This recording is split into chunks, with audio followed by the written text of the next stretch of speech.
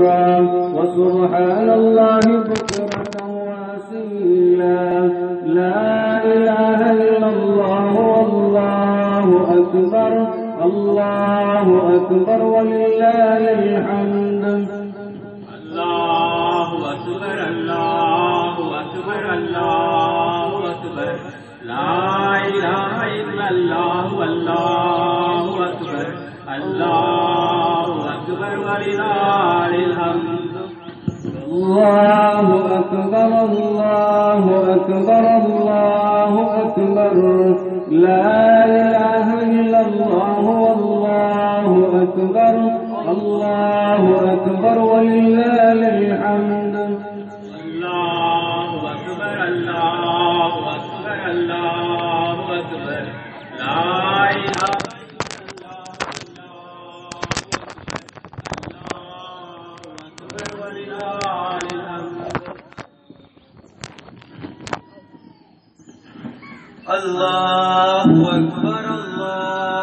أكبر الله أكبر لا إله إلا الله أكبر الله أكبر الله أكبر لا إله إلا الله والله أكبر الله أكبر ولله الحمد الله أكبر الله أكبر الله أكبر لا إله إلا الله والله أكبر الله أكبر ولله الحمد الله أكبر الله أكبر الله أكبر لا إله إلا الله والله أكبر الله أكبر ولله الحمد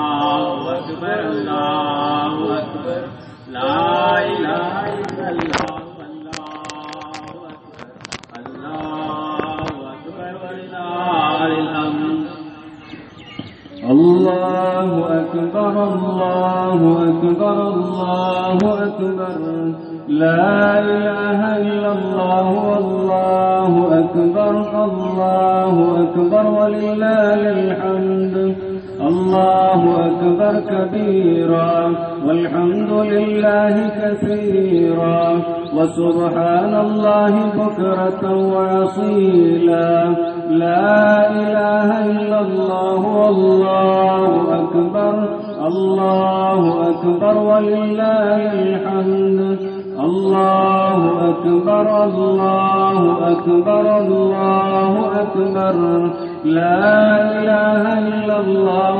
والله أكبر الله أكبر ولله الحمد الله أكبر الله أكبر لا إله إلا الله والله أكبر الله أكبر ولله الحمد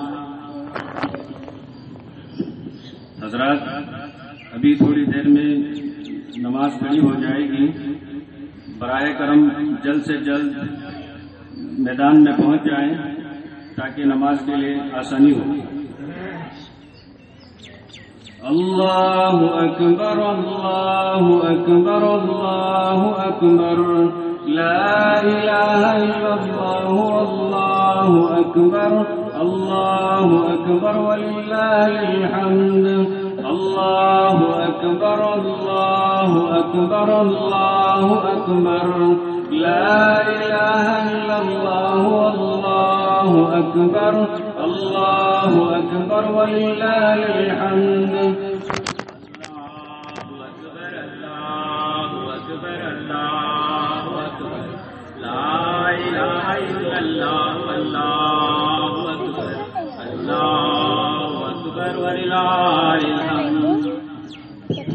الله أكبر كبيرا والحمد لله كثيرا وسبحان الله بكرة وأصيلا لا إله إلا الله والله أكبر الله أكبر ولله الحمد الله أكبر الله أكبر الله أكبر لا إله إلا الله والله أكبر الله أكبر ولله الحمد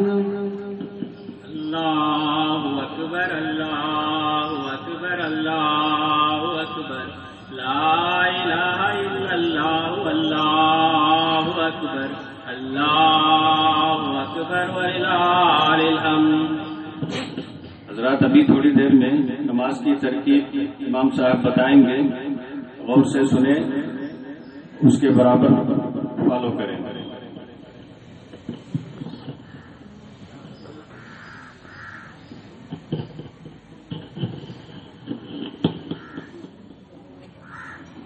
برادران اسلام اور پردہ نشین خواتین اسلام، رسول اکرم صلی اللہ علیہ وسلم عید کی نماز اس طریقے سے پڑھتے تھے. تکبیر تحریمہ کے بعد اب ہاتھ باندھ لیں گے، اس کے بعد قرأت سے پہلے 7 تکبیریں ہوں گی، اس کے بعد قرأت، اس کے بعد رکوع سجدے کے بعد پھر دوسری رکعت کے لیے جب کھڑے ہوں گے تو قرأت سے پہلے 5 تکبیریں ہوں گی. تو اس طریقے سے یہ عید کی نماز 12 زائد تکبیروں کے ساتھ انشاءاللہ پڑھی جائے گی. آپ اس کا خاص خیال رکھیں.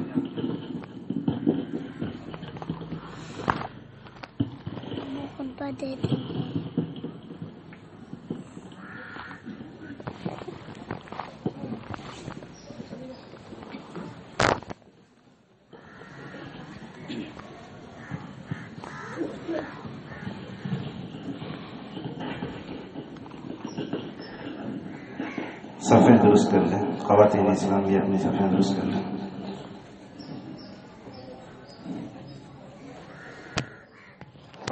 بیچ میں خالی جگہ نہ چھوڑیں.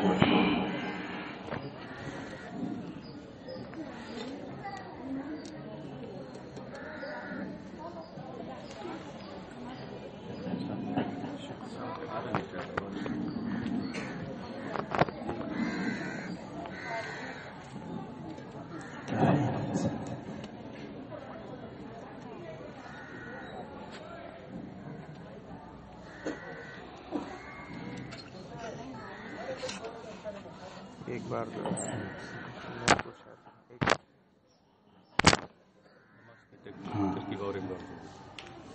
ٹھیک ہے، اسپیکر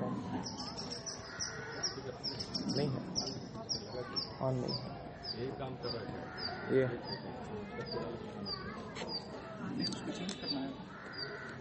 شارق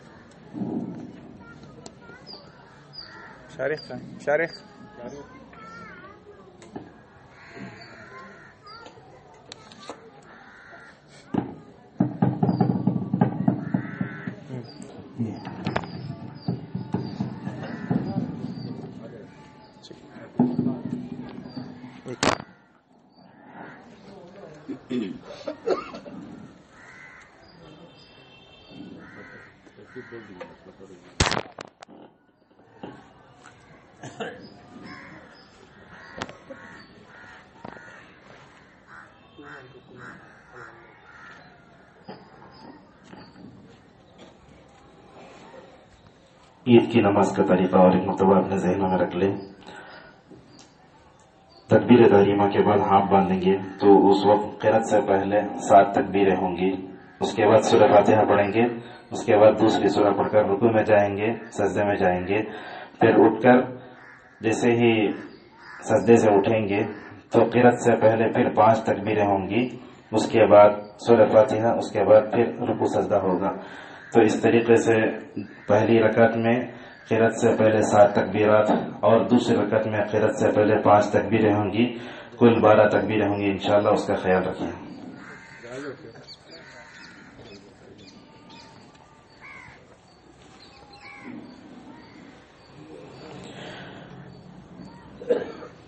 اللہ اکبر اللہ اکبر اللہ اکبر اللہ اکبر اللہ اکبر اللہ اکبر اللہ اکبر اللہ اکبر. الحمد للہ رب العالمین الرحمن الرحیم مالک یوم الدین ایاک نعبد وإیاک وإياك نستعين اهدنا الصراط المستقيم صراط الذين أنعمت عليهم غير المغضوب عليهم ولا الضالين آمين. ولقد خلقنا الإنسان ونعلم ما توسوس به نفسه ونحن أقرب إليه من حبل الوريد إذ يتلقى المتلقيان عن اليمين وعن الشمال قعيد ما يلفظ من قول إلا لديه رقيب عتيد وجاءت سكرة الموت بالحق ذلك ما كنت منه تحيد ونفخ في الصور ذلك يوم الوعيد وجاءت كل نفس معها سائق وشهيد لقد كنت في غفلة من هذا فكشفنا عنك غطاءك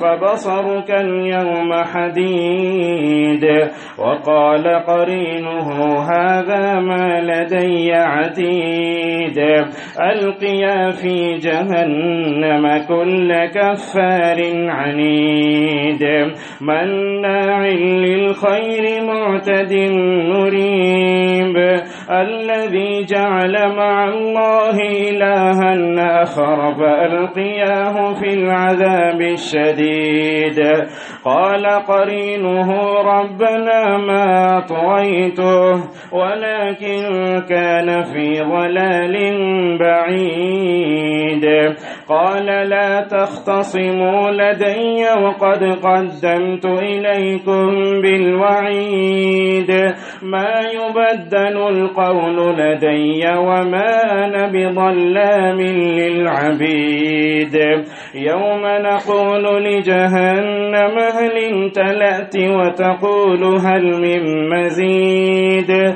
وأزلفت الجنة للمتقين غير بعيد هذا ما توعدون لكل أواب حفيظ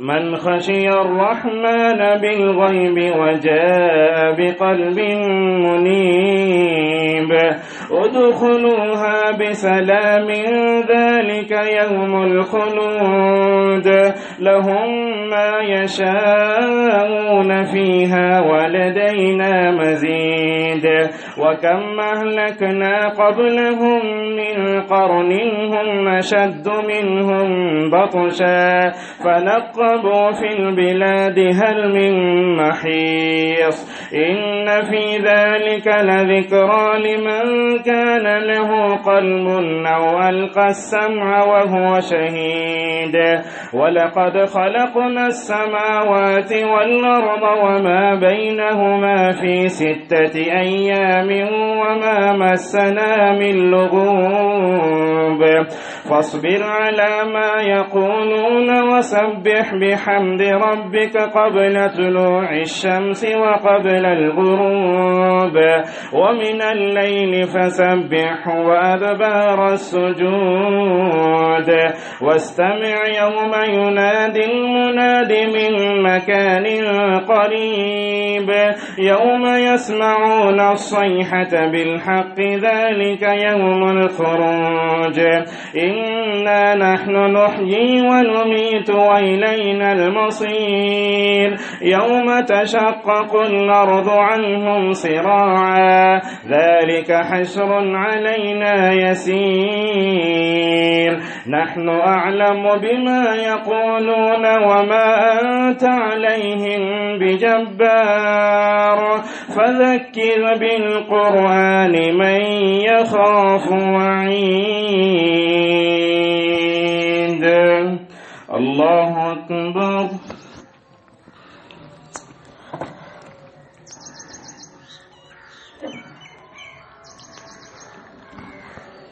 سمع الله لمن حمده.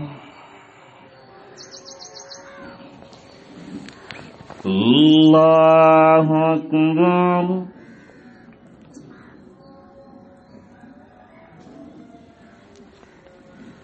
الله أكبر.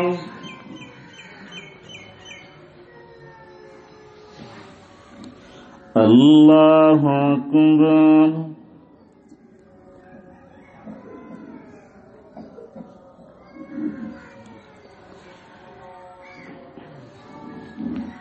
الله أكبر. الله أكبر. الله أكبر. الله أكبر. الله أكبر. الله أكبر.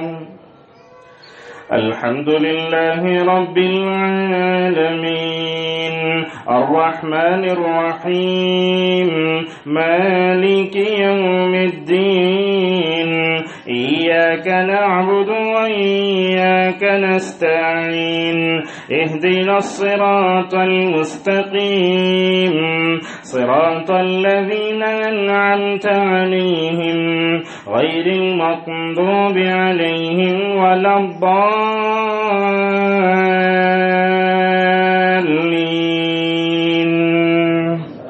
آمين.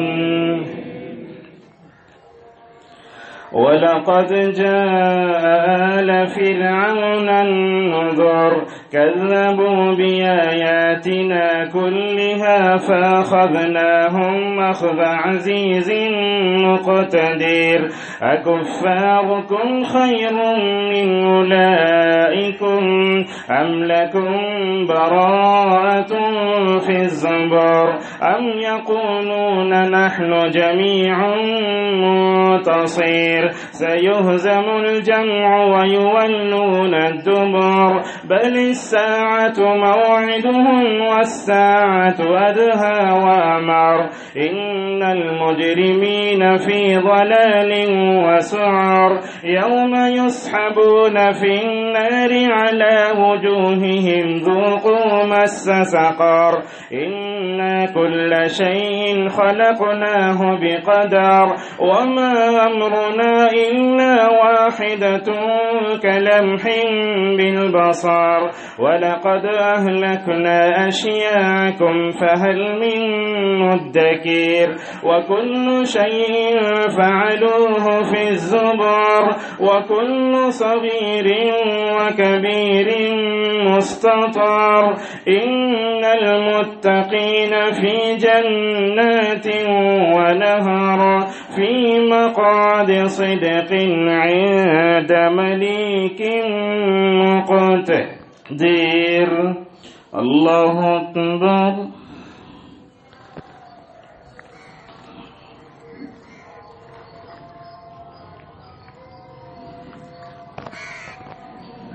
سمع الله لمن حمده. الله أكبر.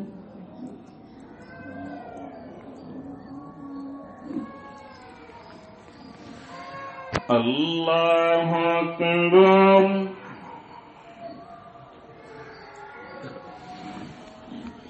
الله أكبر.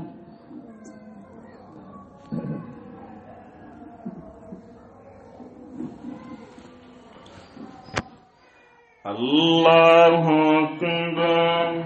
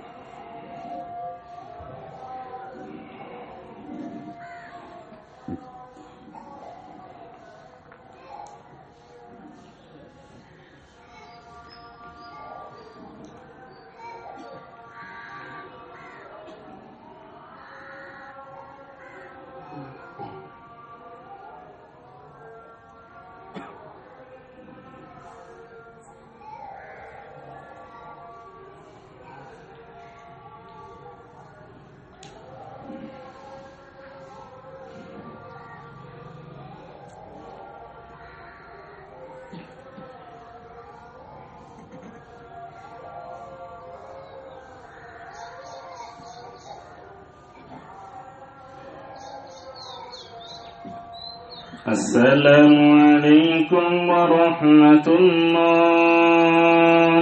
السلام عليكم ورحمة الله.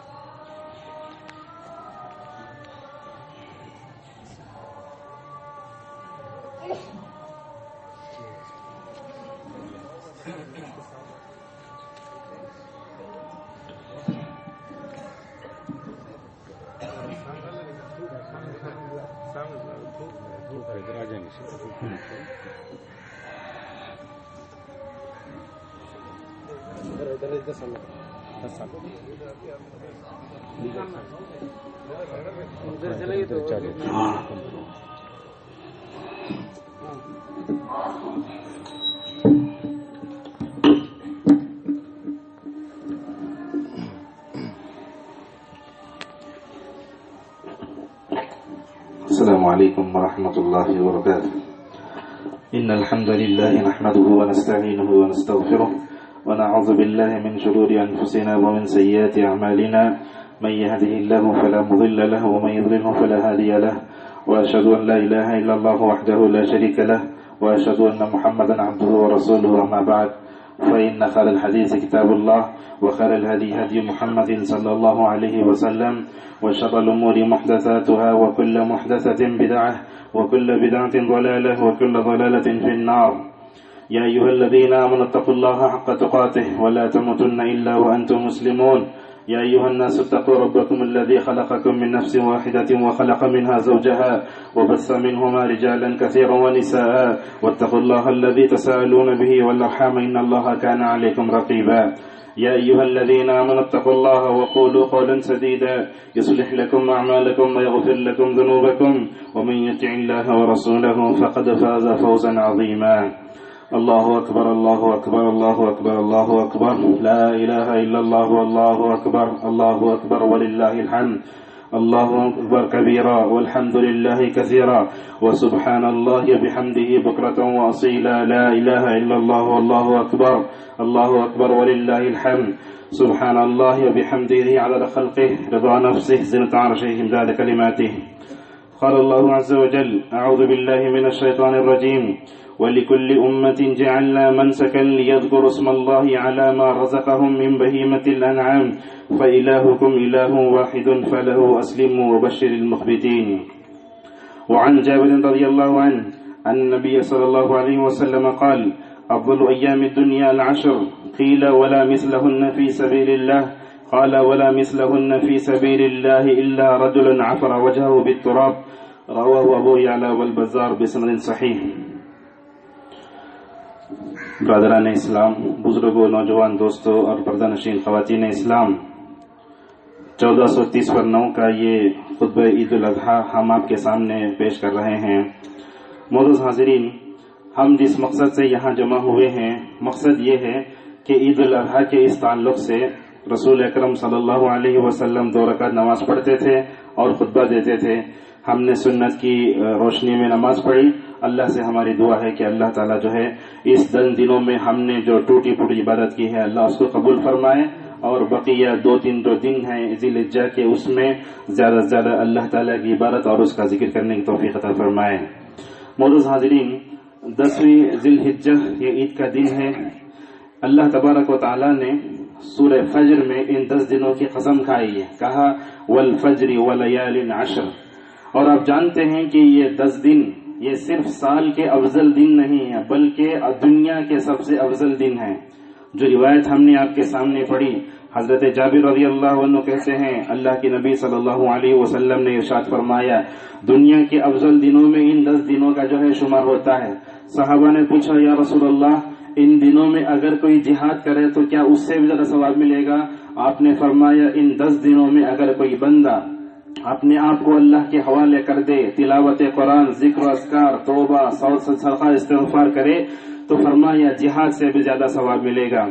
معزز حاضرین، اللہ کے نبی صلی اللہ علیہ وسلم چاہے عید کا خطبہ دیتے تو اس میں ایک موضوع پر نہیں بولتے بلکہ مختلف موضوعات پر بولتے، تو اسی سنت کی روشنی میں آج کے اس مختصر سے خطبے میں کئی باتیں آپ کے سامنے آئیں گی۔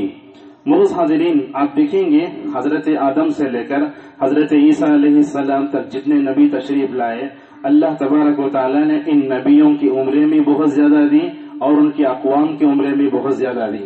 چنانچہ نوح علیہ السلام کے بارے میں قرآن کہتا ہے کہ نوح علیہ السلام اپنی قوم میں 950 سال تک ٹھہرے رہے، فَلَبِثَ فِيهِمْ أَلْفَ سَنَةٍ إِلَّا 50 عَامًا۔ نوح کی عمر جب 950 سال ہو تو ان کی قوم میں رہنے والے لوگوں کی عمریں کیا ہوں گی؟ لیکن اس کے مد مقابل میں رسول اکرم صلی اللہ علیہ وسلم کو دیکھو، آپ کی عمر صرف 60 سال کی، آپ کی امت کے لوگوں کی عمریں بھی کم۔ یہ بہت نقطہ غور سے سننے کی آپ کوشش کریں، آپ صلی اللہ علیہ وسلم سے پہلے نبیوں کی عمریں بھی زیادہ، ان کی قوم کی عمریں بھی زیادہ، لیکن رسول اکرم صلی اللہ علیہ وسلم کی جو عمر 60 سال کی ہے، آپ نے اپنی امت کے لوگوں کے بارے میں ارشاد فرمایا تھا اعمار امتی ما بین 60 الی 70۔ آپ نے فرمایا میری امت کے لوگوں کی عمریں 60 اور 70 کے درمیان ہی ہوں گی۔ آپ نے اپنی امت کے بارے میں پیشن گوئی فرمائی میری امت کے لوگوں کی عمریں 60 اور 70 کے درمیان میں ہوں گی، بہت کم لوگ ہوں گے جو 70 سے زائد ہوں گے۔ لیکن اس امت پر اللہ کا احسان سمجھیے یا اللہ تبارک و تعالیٰ کا اعزاز سمجھیے، اللہ تعالیٰ نے اس امت کی عمر اگرچہ کم رکھی، اس امت کے نبی کی عمر کم رکھی، لیکن آپ دیکھیں گے اللہ تعالیٰ نے اس امت کو ایسے اعزازات سے ایسے خصائص اور جو ہے نوازا جو دوسری امتوں کو نہیں آیا۔ اس طریقے سے آپ دیکھتے ہیں مکے میں ایک نماز پڑھنا 1 لاکھ نمازوں کے نماز پڑھنے کا ثواب ہے۔ یہ وہ خصوصیت ہے جو دوسرے نبیوں کو اور امتیوں کو نہیں دی گئی۔ اہل علم لکھتے ہیں ایک نماز اگر مکے میں پڑھیں گے تو گویا دوسری جگہوں میں 50 سال نماز پڑھنے کا ثواب ہے۔ آپ دوسری مسجدوں میں 50 سال نماز پڑھیں گے، اس سے ہٹ کر مکے میں ایک نماز پڑھیں گے آپ کو 1 لاکھ نمازوں کا ثواب ملے گا۔ اسی طریقے سے آپ دیکھتے ہیں کہ ان 10 دنوں میں رسول اکرم صلی اللہ علیہ وسلم نے اپنی امت کے بارے میں کہا کہ یہ جو دنیا کے 10 دن بہت افضل ہے، اس میں عبادت کرو، جہاد سے زیادہ ثواب ملے گا۔ معزز حاضرین، ان 10 دنوں کو ہم نے گزارا، عید قرباں آج آئی تو عید قرباں ہمیں کیا پیغام دیتی ہے؟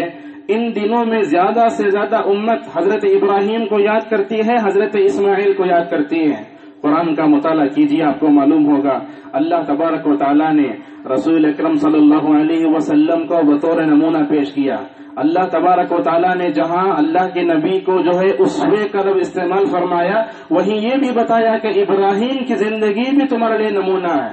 اللہ نے موسیٰ کے بارے میں نہیں کہا، نوح کے بارے میں نہیں کہا، دوسرے نبیوں کے بارے میں نہیں کہا، بلکہ خاص طور پر ابراہیم کے بارے میں کہا قد كانت لكم اسوة حسنة في ابراہیم والذین معه، کہا جیسے تم رسول اکرم صلی اللہ علیہ وسلم کی زندگی کو نمونہ بناتے ہو، اسی طریقے سے تم ابراہیم کی زندگی کو بھی مکمل طور پر نمونہ بناؤ۔ معزز حاضرین، آپ دیکھیں گے اللہ تعالیٰ نے ابراہیم کی زندگی کے لیے بتانے کے لیے اللہ نے مستقل ایک سورت اتاری، وَاذْكُرْ فِي الْكِتَابِ إِبْرَاهِيمَ کہہ کر اہمیت بتائی۔ کہا اللہ کے نبی سے تم لوگوں کے سامنے جو ہے قرآن کریم میں ابراہیم کا قصہ پڑھ کر سناؤ۔ کبھی فرمایا وَاتْلُ عَلَيْهِمْ نَبَأَ إِبْرَاهِيمَ۔ معزز حاضرین، ابراہیم کی زندگی ہمیں کیا سبق دیتی ہے، اسماعیل کی زندگی ہمیں کیا سبق دیتی ہے؟ ان دونوں کی زندگی میں سب سے بڑا جو اہم پیغام ہے جو ہم کو یہاں سے لے کر جانا ہے وہ یہ، انہوں نے اپنے آپ کو مکمل طور پر اللہ کے حوالے کر دیا۔ ان کی زندگی کا لمحہ لمحہ اللہ تبارک و تعالیٰ کی اطاعت میں گزرا۔ چنانچہ اللہ نے ابراہیم سے کہا اذ قال له ربه اسلم، کہا ابراہیم سے ان کے رب نے اے ابراہیم اپنے آپ کو تم مکمل طور پر اللہ کے حوالے کرو۔ ابراہیم نے کہا قال اسلمت لرب العالمین۔ معزز حاضرین، اتنا ہی نہیں، ابراہیم علیہ السلام کی مختلف دعائیں قرآن نے نقل کی، اس میں ابراہیم یہ دعا مانگتے ہوئے ہمیں نظر آتے ہیں ربنا واجعلنا مسلمین لک، کہتے ہیں ابراہیم اپنے رب سے اے ہمارے پروردگار تو مجھے بھی تیری اطاعت اطاعت کرنے کی توفیق دے، میرے وطن سے جو بچے پیدا ہوں گے اسے بھی تیری اطاعت کرنے کا ذریعہ بنا دے۔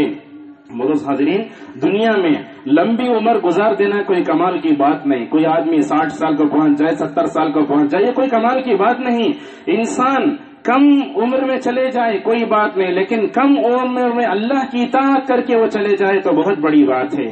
لیکن حدیث میں یہ بھی بتایا گیا کہ لمبی عمر کے ساتھ اگر عمل صالح کی توفیق ملتی ہے تو وہ بھی شریعت کی نظر میں قابل رشک ہے۔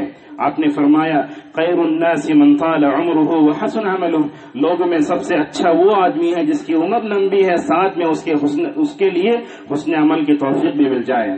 معزز حاضرین اور خواتین اسلام، موجودہ وقت میں ہم اپنے گھروں میں، اپنے زندگیوں میں ایک بڑی چیز دیکھتے ہیں، وہ کیا ہے؟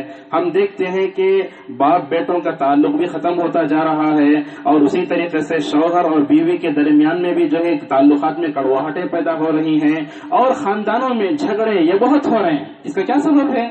اس کا ایک سبب تو یہ آپ بتائیں گے کہ انڈرسٹینڈنگ نہیں ہو رہی، فہم و تفہیم نہیں ہو رہی ہے، لیکن ہمیں ابراہیم اور اسماعیل کی زندگی پر غور کرنے سے یہ نقطہ سمجھ میں آتا ہے۔ کیا نقطہ سمجھ میں آتا ہے؟ وہ نقطہ یہ کہ اگر باپ بھی اللہ کی اطاعت کرے، بیٹا بھی اللہ کی اطاعت کرے، اللہ دونوں کے دلوں کو جوڑ کر رکھ دیتا ہے۔ یہاں ابراہیم کو دیکھو، اللہ کی اطاعت کرنے لگے، حضرت اسماعیل بھی اللہ کی اطاعت کرنے لگے۔ خواب میں دیکھا تو کیا کہا؟ انی اذبحک فانظر ماذا ترى۔ حضرت ابراہیم نے اسماعیل سے پوچھا، میں خواب میں دیکھ رہا ہوں کہ میں تم کو ذبح کر رہا ہوں، کیا تمہارا خیال ہے؟ کہا یا ابت افعل ما تؤمر ستجدنی ان شاء اللہ من الصابرین۔ اے ابا جان، اللہ نے آپ کو جو حکم دیا ہے اس کو کر گزرو، انشاءاللہ آپ مجھے صبر کرنے والوں میں سے پائیں گے۔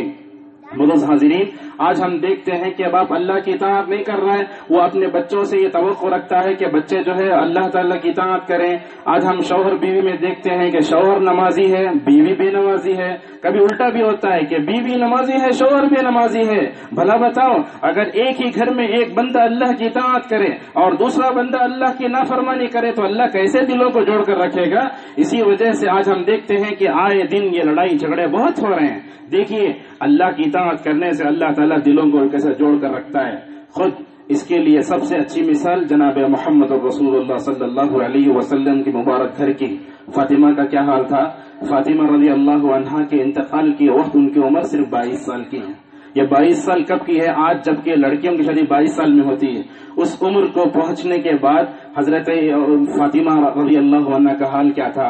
ہاتھ سے جو ہے گھٹے پڑ گئے تھے کام کرتے کرتے، اپنے شوہر کی مکمل اطاعت کی، اپنے شوہر کی مکمل طور پر جو ہے انہوں نے جو ہے خدمت بھی کی، لیکن ضرب حرف شکایت کبھی زبان پر نہیں لائے۔ آپ دیکھیں گے حضرت فاطمہ کا انتقال 22 سال میں ہوا ہے، جیسا کہ اہل سیر لکھتے ہیں، لیکن دیکھیں گے فاطمہ کا مرتبہ کیسے تھا۔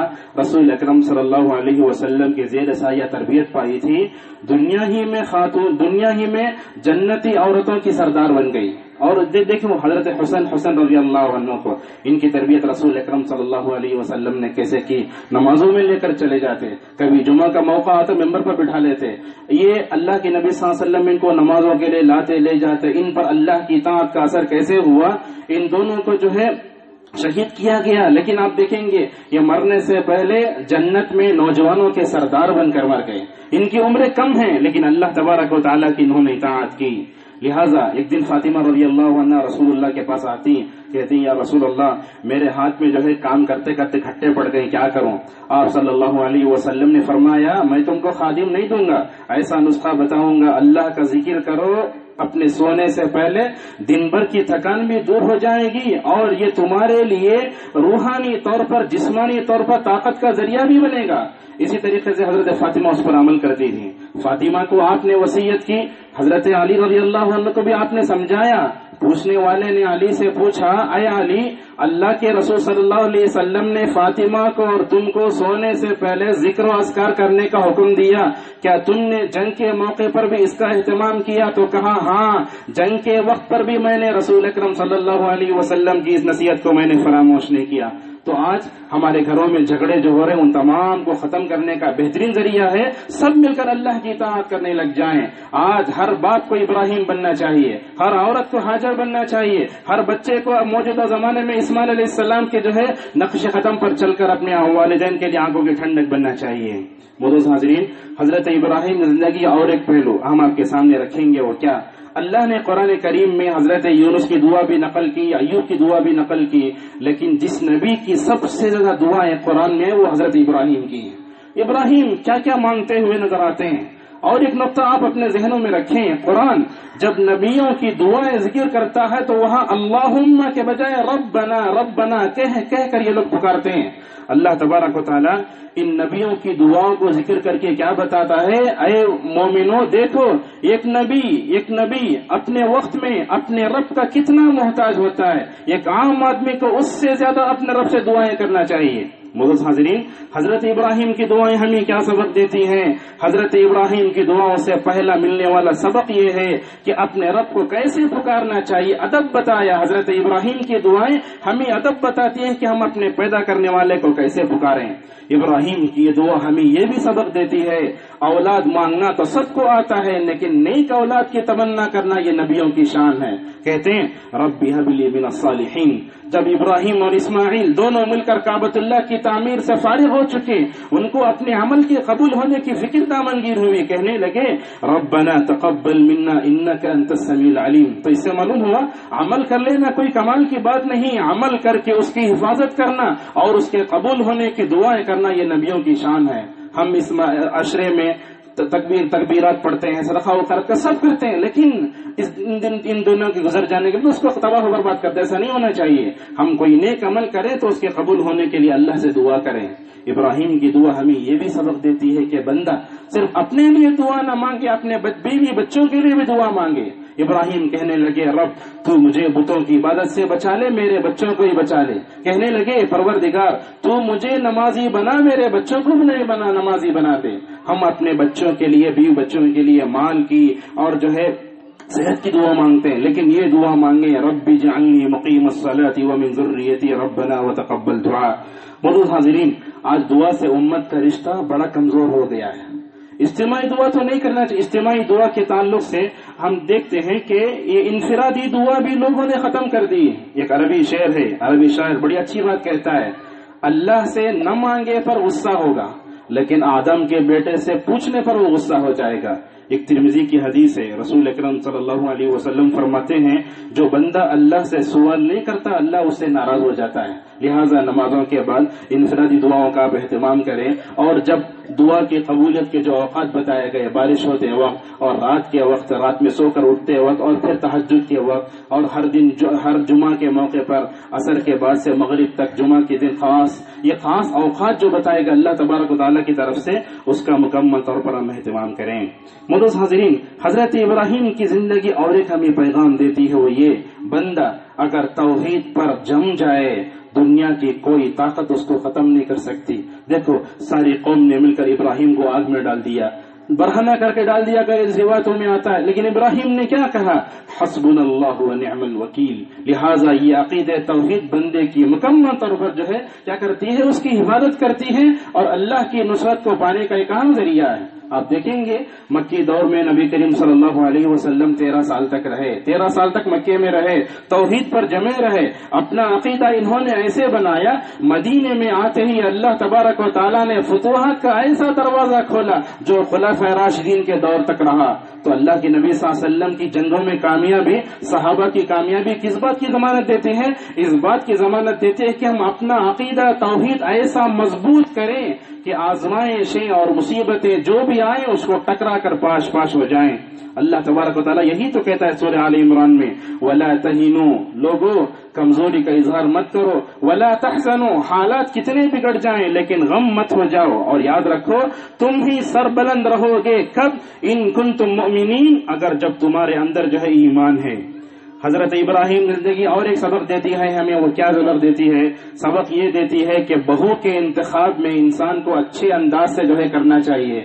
ابراہیم زندگی آپ دیکھیں گے، ابراہیم علیہ السلام اپنے اسماعیل کے بیٹے کی جب وہ بہو کو دیکھتے ہیں وہ ناشکری ہے، لہٰذا حضرت ابراہیم نے کہا گھر کی دہلیز بدلو۔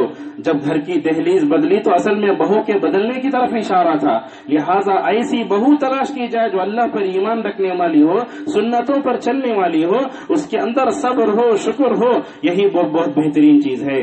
معزز حاضرین، ابراہیم کا تھوڑا سا قصہ ہم نے آپ کے سامنے بیان کیا، آئیے آپ کیرلا کی صورتحال سے کچھ باتیں باتیں ہم آپ کے سامنے رکھیں گے۔ آپ کو معلوم ہونا چاہیے اللہ تبارک و تعالیٰ نے دنیا کے سارے مسلمانوں کو ایک جسم و جان کی جان قرار دیا۔ آپ صلی اللہ علیہ وسلم نے فرمایا امت مسلمہ کی مثال ایک جسم و جان کی طرح ہے، اگر جسم کے ایک حصے کو تکلیف پہنچتی تو سارا درد کر رہا، سارا جسم کر رہا اٹھتا ہے۔ لہذا ابوالکلام آزاد رحمہ اللہ ایک جگہ لکھتے ہوئے کہتے ہیں اگر ترکی کے کسی آدمی کے مومی کسی مسلمان کے پیر میں بھی کانٹا چبھے اس کی چبھن ہندوستانی مسلمانوں کو اپنے جو ہے دل میں محسوس کرنا چاہیے۔ یہ کیرلا کے جو سیلاب کی حالتیں ہیں، تصویریں دیکھتے ہیں تو جو ہے ہمیں رونا آتا ہے۔ ایسے وقت میں ہمیں کیا کرنا چاہیے؟ سب سے پہلی بات یہ ہے کہ ہمیں ان کی تکلیف کا احساس ہمیں اپنے دل میں ہونا چاہیے، کہیں ایسا نہ ہو اللہ تعالی ہم کو اس میں مبتلا کر لے، اللہ حفاظت فرمائے۔ معزز حاضرین، اللہ کے نبی ایک حدیث میں فرماتے ہیں وہ مومن نہیں ہو سکتا جو آدمی پیٹ بھر کر کھائے اس کا پڑوسی بھوکا ہو۔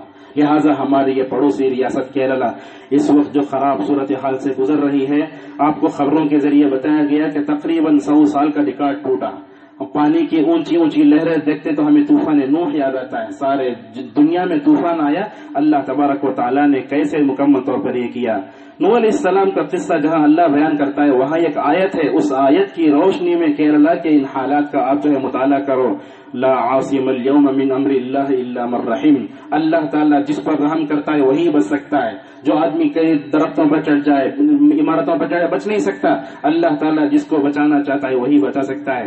اس وقت اس موقع پر ہماری ذمہ داری کیا ہے؟ ہم تکلیف کا احساس کریں۔ دوسری بات یہ ہے کہ ہم ان کے حق میں دعا کریں، یہ بڑی اہم چیز ہے۔ وہ رہنے والا افریقہ کا کالا ہو یا امریکہ کا گورا ہو، کوئی بھی ہو، تکلیف میں ہو، غائبانہ طور پر اس کے حق میں دعا کرنا یہ ایمانی رشتہ ہے۔ اللہ کے نبی فرماتے ہیں جب کوئی مومن بندہ دوسرے مومن بندے کے حق میں دعا کر فرشتہ کہتا ہے تیرے لیے بھی وہی ہے جو تم نے اپنے بھائی کے لیے مانگا۔ معزز حاضرین، ایسے وقت میں ہر ممکن مدد کرنا چاہیے، انفرادی کوششیں ہوں، اجتماعی کوششیں ہوں۔ اور یہ بات یاد رکھیں اس وقت مسلک مذہب کچھ نہیں، ہم کو انسانیت کی خدمت کرنا چاہیے۔ خدمت خلق یہ بہت اہم چیز ہے۔ آپ دیکھیں گے اللہ تبارک و تعالیٰ نے نبیوں سے خدمت خلق کا کام لیا۔ حضرت موسیٰ علیہ السلام جب مدین کے اس پنگھٹ کے پاس پہنچتے ہیں تو وہاں دیکھتے ہیں 2 لڑکیاں وہ ڈھکن کو اٹھا نہیں پاتی ہیں، حضرت موسیٰ اکیلے اٹھا چکے۔ اللہ کے نبی صلی اللہ علیہ وسلم بھی ہر ایک کے کام آتے تھے، مکی دور میں ہو، مدنی دور کا ہو، جو بھی انسان اس کے کام آتے تھے۔ گھبرائے ہوئے جب پہلی وحی سے آئے تو مائی خدیجہ رضی اللہ عنہا نے کیا کہا؟ اے نبی صلی اللہ علیہ وسلم، آپ تو صلہ رحمی کرتے ہیں، آپ تو لوگوں کا بوجھ اٹھاتے ہیں، اللہ آپ کو ہرگز ضائع نہیں کرے گا۔ تو یہ موسیٰ لوگوں کی خدمت کرتے ہوئے نظر آتے ہیں، ہمارے جناب محمد رسول اللہ صلی اللہ علیہ وسلم بھی خدمت خلق کرتے ہوئے نظر آتے ہیں۔ معزز حاضرین، گزشتہ 2 سالوں میں آپ نے دیکھا مدراس میں جو طوفان آیا کیا تباہی ہوئی، وہاں مسلمانوں نے جم کر الحمدللہ غیر مسلموں کی انسانیت کی خدمت کی، تو اس کا اثر کیسے دیکھا گیا؟ غیر مسلموں کو لا کر مسجد میں بسایا گیا، ان کے کھانے کا انتظام کیا گیا، اور کیسے کیسے ایسی انسانیت کی خدمت کرنے کے بعد نتائج کیا ہوئے آپ نے خود دیکھ لیا، اسلام کیسے پھیلا۔ اور اس سے پہلے ایک بات ہم آپ کو بتاتے ہیں، ایک بات ہے پورے ہندوستان میں الحمدللہ دعوت کا کام جتنے آسانی کے ساتھ تمل ناڈو میں ہوتا ہے، پوری علاقے کوئی سلسلوں میں نہیں ہوتا۔ تو دیکھیں گے آپ ایک طرف تو اللہ نے دعوت کے لیے یہ راہ ہموار کر دی ہے ہمارے لیے، دوسرا یہ ہے کہ ہم نے مدراس کے ان حالات میں انسانیت کی خدمت کی تو کیسا رزلٹ آیا۔ تو اللہ نے اور ایک موقع دیا کیرلا کا کہ ہم انسانیت کی خدمت کر کے دعوت کے لیے راہ کو مکمل طور پر ہموار کریں۔ معزز حاضرین، یہ خدمت خلق جو ہے نا، لوگوں کی خدمت کرنا، اس کا تعلق عقیدہ توحید سے بڑا گہرا ہے۔ جس کا عقیدہ توحید جتنا پختہ ہے انسانیت کی خدمت کرنے کے لیے اتنا ہی آگے آئے گا والحمدللہ۔ تو لہٰذا ہم آپ سے درخواست کرتے ہیں کہ ایسے موقع پر اپنے کیرلا کے بھائیوں کے لیے مکمل طور پر تعاون کریں، انفرادی اجتماعی طور پر جو بھی ٹیمیں وہاں ورک کر رہی ہیں ان کا مکمل طور پر یہ کریں۔ معزز حاضرین، یہ کیرلا کے حالات ہمیں یہ بھی بتاتے ہیں کہ بارش کبھی انسان کے لیے رحمت بنتی ہے تو کبھی زحمت بھی بن سکتی ہے۔ بارش انسان کے لیے رحمت بھی بن سکتی ہے تو کبھی زحمت بھی بن سکتی ہے۔ شاید اسی کے پیش نظر رسول اکرم صلی اللہ علیہ وسلم بارش میں کیا دعا پڑھتے؟ اللہم صیبا نافعا، پروردگار اس بارش کو تو نفع بخش بنا دے۔ معزز حاضرین، ایک آدمی حسن بصری رحمہ اللہ کے پاس آیا اور آ کر کہنے لگا بارش نہیں ہو رہی ہے، کہا تم جا کر استغفار کرو۔ لہٰذا آپ دیکھو کیرلا کے قریب میں جو ہے تمل ناڈو کے علاقے وہاں ڈیم بھرے ہوئے ہیں، کیرلا کا جو علاقہ، جو کرناٹک کا جو علاقہ وہ بھی بھرا ہوا ہے، لیکن دیکھیں گے خصوصاً یہ ویلور ڈسٹرکٹ پانی کے اعتبار سے بڑی مشکلات میں ہے۔ یہ واقعات ہمیں بتاتے ہیں کہ اگر پانی ہم کی چاہیے تو ہم توبہ استغفار کریں۔ یہ استغفار ایک ایسی چیز ہے جو انسان کی زندگی میں بہت سے انقلاب لاتا ہے۔ اس کا ایک فائدہ دنیا میں یہ ہوتا ہے کہ اللہ تعالیٰ جو ہے کیا کرتا ہے، بارشوں کو بھیجتا ہے۔ تو یہ بارشوں کو استغفار سے جوڑ دیا گیا ہے۔ معزز حاضرین، قربانی کا مقصد کیا ہے؟ یہ قربانی ہمیں اپنی زندگی کا مقصد بتاتی ہے۔ جیسے ابراہیم دنیا میں آئے، اسماعیل دنیا میں آئے، کیسے انہوں نے اپنی زندگی کا مقصد سمجھا۔ قل ان صلاتی ونسکی ومحیای ومماتی للہ رب العالمین۔ اور یہ قربانی کا اور ایک بڑا سبب اللہ کی اطاعت ہے۔ خواہشات سب اللہ اور اس کے رسول صلی اللہ علیہ وسلم کے تابع۔ اور اس قربانی کا اور ایک بڑا مقصد کیا سمجھتے ہیں؟ جب ہم جانور کاٹتے ہیں تو گویا ہم کہتے ہیں اپنی زبان سے، رب میری ساری خواہشات تیرے تابع، میں اپنی ساری خواہشات کو چھوڑ دیتا ہوں، اللہ کی رضامندی کو، ساری خواہشات کو میں ترجیح دیتا ہوں۔ اور آپ یاد رکھیں گے اللہ اور اس کے رسول صلی اللہ علیہ وسلم سے محبت کی راہ میں 8 چیزیں رکاوٹیں بنتی ہیں، تو لہٰذا ان تمام چیزوں کو جو ہے دور کریں۔ حضرت ابراہیم نے بڑھاپے میں حضرت اسماعیل کو پا کر بھی ذبح کر کے دنیا والوں کو بتا دیا اللہ کی محبت دنیا میں سب سے اہم ہے، اس راہ میں بیٹے کی، بیوی کی محبت کو ہم رکاوٹ نہیں بنائیں گے۔ معزز حاضرین، ایک وقت ایسے موقع پر اور ایک بات کہنا چاہیں گے، یہ عید آتی ہے ہمارے ایمانی رشتے کو مضبوط کرنے کی وجہ سے، لہٰذا ہر اس کام سے ہم دور رہیں جو ایمانی رشتے کمزور کرتی ہیں۔ ایمانی رشتے کیا چیز کمزور کرتی ہے؟ مذاق، برے القاب، غیبت، حسب و نسب پر فخر، عصبیت، اور اسی طریقے سے حسد۔ معزز حاضرین، ان دنوں میں ہم اللہ کا زیادہ ذکر کریں۔ جیسے ہم دیکھتے ہیں کہ عرفے کی فجر سے لے کر 13 ذی الحجہ کی شام تک ہر نماز کے بعد اور ہمیشہ اپنے گھروں میں، دسترخوان پر، دکانوں میں ہمیشہ اللہ تبارک و تعالیٰ کا ذکر کرتے رہیں۔ اور آنے والا جو دن ہے، ایام اکل و شرب و ذکر اللہ عز وجل، آپ نے فرمایا کہ یہ ایام تشریق جو ہے یہ کھانے پینے کے دن ہے، لیکن ساتھ میں ایک بات یاد رکھو، کھاؤ پیو لیکن اللہ تبارک و تعالیٰ کو نہ بھولو۔ معزز حاضرین، اللہ کا ذکر کیسے کرنا چاہیے؟ خالی زبان سے اللہ کا ذکر نہیں ہوتا۔ آپ صلی اللہ علیہ وسلم نے فرمایا، احادیث میں کہا گیا کہ سب سے پہلے ذکر اپنے دل میں اللہ تبارک و تعالیٰ کی محبت، اس کی عظمت کو بٹھانا ہے، بعد میں اپنی زبان سے اللہ کا ذکر کرنا ہے۔ لہذا وہ ذکر جس کے دل میں اللہ کی عظمت اور اس کی تعظیم کا احساس نہ ہو، ایسا ذکر کوئی کام نہیں کرتا۔ معزز حاضرین، غفلت والی زندگی سے اپنے آپ کو مکمل طور پر بچائیں۔ آج ہم دیکھتے ہیں کہ ایسی غفلت والی زندگی میں پڑے رہتے ہیں، اچانک موت آ جائے توبہ کرنے کی توفیق بھی نہیں ملتی، لہٰذا غفلت والی زندگی سے مکمل طور پر اپنے آپ کو بچائیں۔ معزز حاضرین، عید کا دن اللہ تبارک و تعالیٰ کہ رسول صلی اللہ علیہ وسلم نے اس عید کے بارے میں فرمایا، عید کا جو دن آتا ہے 10ویں ذی الحجہ، یہ اللہ کے پاس بڑا دن ہے، اس کو حج اکبر کہا گیا۔ رسول اکرم صلی اللہ علیہ وسلم اس دن کھڑے ہو کر بڑا خطبہ دیے۔ آخر میں 2 باتیں بیان کر کے ہم اپنی بات کو ختم کریں گے۔ معزز حاضرین، ابھی نماز میں ہم نے آپ کے سامنے 2 سورتوں کی تلاوت کی، پہلی رکعت میں سورہ قاف، دوسری رکعت میں سورہ قمر۔ ان دونوں سورتوں کو پڑھنے کی کیا حکمت تھی، علامہ ابن کثیر اس کو بیان کرتے ہوئے فرماتے ہیں، رسول اکرم صلی اللہ علیہ وسلم جمعہ کے موقع پر پہلی رکعت میں سورہ اعلیٰ، دوسری رکعت میں سورہ غاشیہ، کبھی سورہ قاف، سورہ قمر پڑھتے۔ کیا مقصد تھا؟ امت میں قیامت کو یاد دلانا تھا۔ لہٰذا ہم عید کے موقع پر الحمدللہ نئے کپڑے پہن کے یہاں آئے، خوش ہوئے، سب ہوئے، لیکن یہ بات یاد رکھو، کتنا بھی خوش ہو جائیں، خوشی کی حد کو پار بھی کر دیں، لیکن قیامت کو ہرگز نہیں بھلانا چاہیے۔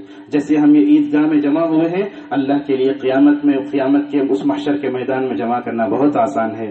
معزز حاضرین، اللہ کے نبی صلی اللہ علیہ وسلم عید کے موقع پر عورتوں سے بھی خطاب کرتے تھے، لہٰذا عورتیں جو ہے ہمیشہ اللہ اور اس کے رسول صلی اللہ علیہ وسلم کی مکمل طور پر جو ہے یہ کریں۔ اسی طریقے سے اللہ کے نبی صلی اللہ علیہ وسلم عورتوں سے خطاب کرتے، لہٰذا ہم آپ سے کہیں گے خواتین اسلام، آپ جو ہے اگر سدھر جائیں تو مکمل ہے کہ آپ کے جو گود میں پلنے والے بچے بھی سدھر جائیں۔ لہٰذا خواتین اسلام حضرت حاجر کا کیا کردار تھا، حضرت سارا کا کیا کردار تھا، اللہ کے نبی صلی اللہ علیہ وسلم کی بیوی کا کیا کردار تھا، صحابیت کا کردار کیا تھا، مکمل طور پر جو ہے اس کو یہ کرنے کی کوشش کریں اور اپنے بچوں کی تربیت کریں اور اپنے شوہروں کی نافرمانی نہ کریں۔ اللہ تبارک و تعالیٰ سے ہماری دعا ہے کہ اللہ تبارک و تعالیٰ ہمیں جو ہے ہماری جو عبادتیں قبول فرمائے، اللہ تعالیٰ ہماری قربانیاں قبول فرمائے۔ پروردگار جو حجاج کرام دنیا کے کونے کونے سے کعبۃ اللہ پہنچے ہیں، اللہ تعالیٰ ان کی عبادت فرمائے، اللہ تعالیٰ ان کے حج کو حج مبرور عطا فرمائے اور ان کو اپنے اپنے وطن کی طرف جو ہے سلامتی کے ساتھ لوٹائے۔ پروردگار حضرت ابراہیم کا جیسا ایمان ہمیں عطا فرما، حضرت اسماعیل جیسا ایمان ہمیں اندر پیدا فرما، اور امت کی عورتوں میں حضرت حاجر اور حضرت سارہ جیسا ایمان پیدا فرما۔ رب دنیا میں جہاں کہیں لوگ پریشان ہوں ان کی جو ہے اللہ تبارک و تعالیٰ مدد فرمائے۔ کیرلا کے جو بھی مسلمان اور جو بھی جو ہے انسان پریشان ہیں، اللہ تعالیٰ ان کو مصیبت سے نجات دلائے اور ہمیں ان کے حق میں دعائیں خیر کرتے رہنے اور ان کا تعاون کرنے کا توفیق عطا فرمائے۔ آخر میں اعلان یہ ہے کہ کیرلا کے لیے جو ہے اعانت وصول کی جائے گی، مردوں میں بھی اس کے لیے انتظام ہوگا، عورتوں میں کے لیے انتظام ہوگا۔ آپ لوگ جو ہے مکمل تعاون کرتے ہوئے جائیں اور قربانی کرنے کا جو طریقہ ہے اس کا بھی خیال رکھیں۔ بسم اللہ اللہ اکبر کہہ کر کہیں۔ بسم اللہ اگر کوئی آدمی بھول جاتا تو کوئی بات نہیں، جان بوجھ کر بسم اللہ کہے بغیر ذبح کرنا یہ ناجائز ہے، لہذا اس کا خیال رکھیں اور گوشت تقسیم کریں، خود کھائیں اور اپنے محلے میں گندگی جہاں ڈالنا ہے وہیں ڈالیں اور جو ہے دلوں کو صاف کریں۔ اگر آپس میں کسی کی دشمنی ہے تو اس کو ختم کرتے ہوئے ایک دوسرے کو معاف کرتے ہوئے اپنے دلوں کو پاک کر لیں۔ یہی اپنی بات کو ہم ختم کرتے ہیں۔ وآخر دعوانا ان الحمدللہ رب العالمین۔